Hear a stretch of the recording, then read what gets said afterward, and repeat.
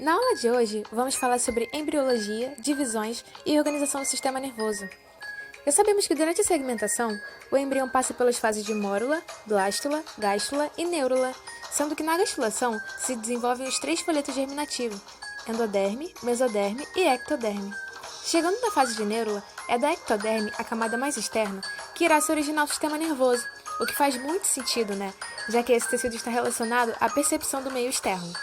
Na imagem, podemos ver que ocorre um espessamento de um conjunto de células da ectoderme, mostrado em rosa claro. Esse conjunto de células diferenciado é chamado de placa neural, e essa formação é induzida pelo notocorda e pelo mesodermo. Logo, essa placa irá se aprofundar no embrião, formando a goteira neural. Essa goteira então se fecha, originando um tubo neural, que está em lilás na nossa imagem, e é a partir dele que irá se desenvolver o sistema nervoso central. Ao mesmo tempo, ocorre também a formação das cristas neurais. Vemos que no ponto de encontro entre o ectoderme em azul e o tubo neural que está em roxo, ocorre a formação de lâminas, mostradas em verde. Essas são chamadas de cristas neurais, e é a partir dessas cristas que irá se desenvolver o sistema nervoso periférico. Na imagem mostrada, podemos observar uma visão dorsal e um corte transversal dessas fases embrionárias. Vemos o tubo neural em verde e as cristas neurais em lilás. Voltando nossa atenção às cristas, vemos que elas se dividem e formam os gânglios espinhais, existentes na raiz dorsal dos nervos espinhais, apontados na imagem. São nesses gânglios que vão se diferenciar os neurônios sensitivos, por exemplo, responsáveis pela recepção de estímulos. Células dessas cristas também migram e auxiliam a formar tecidos afastados do nosso centro axial, como os gânglios do sistema nervoso visceral. Observando agora o tubo neural, vemos que o seu desenvolvimento não é uniforme. Mostrando o corte transversal no tubo, podemos ver que inicialmente ele apresenta as lâminas do teto, alar, basal e do assoalho, que irão se diferenciar em vários grupos de neurônios do sistema nervoso central. Vamos agora focar apenas na formação desse sistema, ok? Podemos ver na nossa imagem que a parte rostral ou cranial do tubo se dilata e dá origem ao arquiencéfalo, também chamado de encéfalo primitivo, enquanto a parte caudal permanece uniforme e desenvolve a medula espinhal. Vemos também o arquiencéfalo gerando as três vesículas encefálicas primárias, prosencéfalo, mesencéfalo e romencéfalo.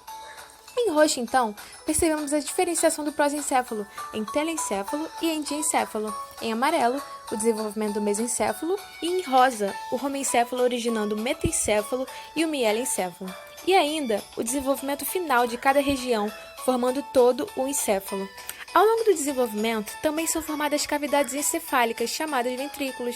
Eles contêm líquido cerebroespinhal, responsável pela irrigação encefálica e proteção contra choques mecânicos. Focando agora na parte caudal do tubo neural, podemos observar a formação da medula espinhal. Conforme a imagem, o tecido da parede do tubo se expande e a cavidade do tubo neural diminui, formando o canal central medular, que apresenta um diâmetro diminuído.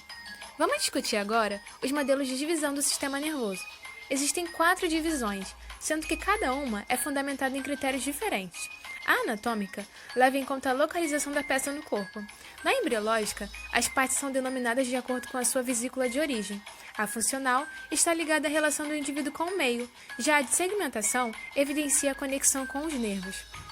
Iremos pontuar apenas as 3 primeiras divisões, pois são as mais conhecidas e estudadas. O esquema ilustrado nos mostra a classificação da divisão anatômica. O sistema nervoso central é dividido em encéfalo e medula espinhal. O primeiro ainda é segmentado em cérebro, cerebelo e tronco encefálico. E este último pode ser subdividido em mesencéfalo, ponte e bulbo. Já o sistema nervoso periférico é dividido em nervos, espinhais ou cranianos e gânglios nervosos. Pela imagem, podemos perceber que o sistema nervoso central se identifica com o nosso esqueleto axial, enquanto o periférico compõe o apendicular do nosso corpo. Na divisão embriológica, cada elemento será correspondido com a sua vesícula de origem. Portanto, quando nos referimos a alguma peça, vamos utilizar o próprio nome da vesícula, primária ou secundária. Por exemplo, se quisermos nos referir ao cérebro, vamos discutir o telencéfalo e o diencéfalo, ou o prosencéfalo, e assim por diante, como mostra o esquema. Já a divisão funcional evidencia tanto a relação do organismo com o ambiente externo quanto interno. Ela é segmentada em sistema nervoso somático e sistema nervoso autônomo ou visceral. Como vemos, ambos apresentam vias eferente e aferente. Existe ainda uma subdivisão no sistema autônomo, na qual suas vias eferentes podem ser classificadas em simpáticas ou parasimpática. A via simpática regula as respostas corporais de ativação, como resposta ao estresse, por exemplo. Já a parasimpática é responsável por restabelecer o equilíbrio do corpo, após a ativação do sistema nervoso autônomo simpático. Bom, pessoal, por hoje é só. Obrigada pela atenção e bons estudos!